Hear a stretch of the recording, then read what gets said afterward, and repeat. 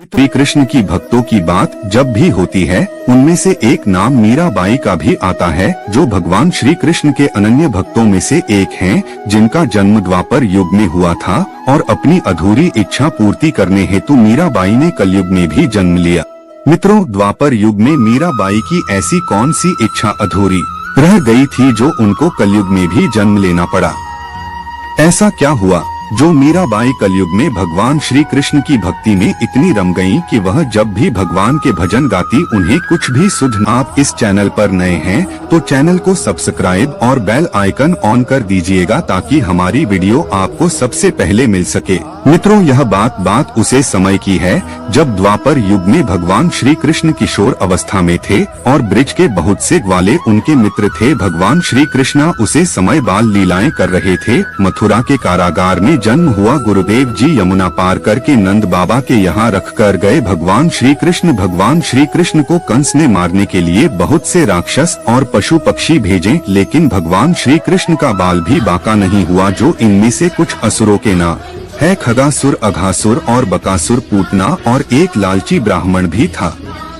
फिर भगवान श्री कृष्ण किशोर अवस्था में आए। ब्रज के सारी गोपियां भगवान श्री कृष्ण की मनमोहक मुस्कान और उनकी सुंदरता पर मोहित हो जाती थी। भगवान श्री कृष्ण किशोर अवस्था में इतने सुंदर थे कि उनको जो भी एक बार देख लेता वह अपना शुद्ध बुद्ध सब खो बैठता और वह सिर्फ भगवान श्री कृष्ण के बारे में ही सोचते रहता।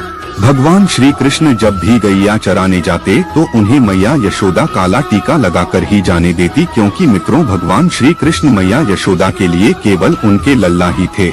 एक दिन भगवान श्री कृष्ण के मित्रों में से किसी एक मित्र का विवाह था जो ब्रिज से दूर किसी दूसरे गांव में बारात जाना था और उस बारात में भगवान श्री कृष्ण किसी कारणवश जा नहीं पाए। बारात गई और विवाह करके वधू को साथ लिए वापस वृंदावन आई और जिस ग्वाले की शादी थी उसकी माँ और एक बहन थी। एक दिन उस नई नवेली दुल्हन को उसकी सास और उसकी ननद ने अपने पास बुलाकर कहा, देखो यहाँ पर एक तुम्हारे पति का मित्र है जिसका नाम कृष्ण है। लोग उसे गोपाल, कन्हैया और लल्ला कहकर भी पुकारते हैं।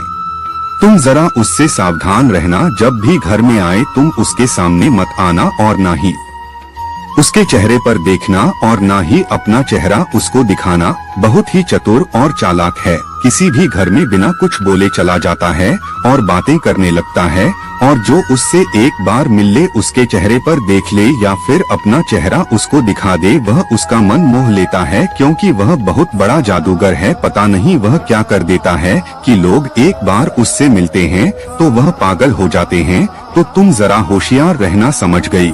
वह नई नवेली वधू बोली, ठीक है माताजी, वह जब भी घर पर आए आप मुझको बता दीजिएगा, मैं उससे सावधान रहूंगी। मित्रों, वह बेचारी क्या जानती थी जिससे वह नजरें छुपाने और चंद्रमा जैसे चमकने वाले चेहरे पर देखने से मना कर रही है।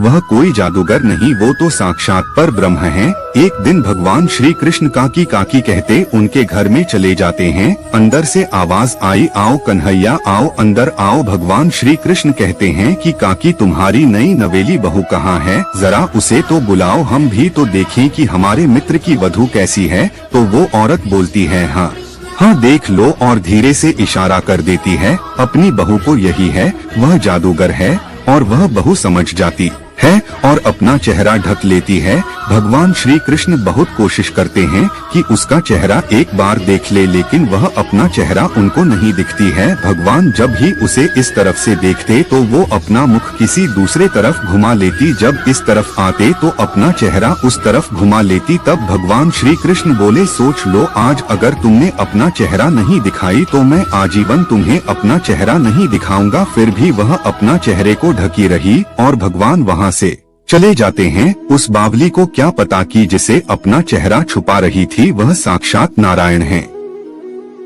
एक बार इंद्रदेव की पूजा न करने पर इंद्रदेव ने वृंदावन में खूब वर्षा कराई और ज्यादा वर्षा होने के कारण वृंदावन डूबने लगा। तब भगवान श्री कृष्ण ने गोवर्धन पर्वत अपनी कनिष्ठा उंगली पर उठाई और सारे ब्रिजवासी को इंद्र के उस प्रकोप से बचाई। सभी लोग अपनी अपनी जान बचाते बचाते उस गोवर्धन पर्वत की तरफ जाते हैं और नई नवेली वधू और उसकी सास और ननद भी जैसे तैसे दौड़ते दौड़ते गोवर्धन पर्वत तक पहुँच जाते हैं। तभी उस वधू की नजर भगवान श्री कृष्ण के मनमोहन चंद्र से चेहरे पर पड़ी और वह उनको एक टक देखते ही रह गई और मन ही मन सोचने लगी कि यह कौन है, मैंने तो इनको कभी यहाँ पर नहीं देखा। तब वह एक ग्वाले से पूछती है कि भाई यह कौन है जो अपनी कनिष्ठा उंगली पे इतने विशाल पर्वत को उठाए हुए हैं।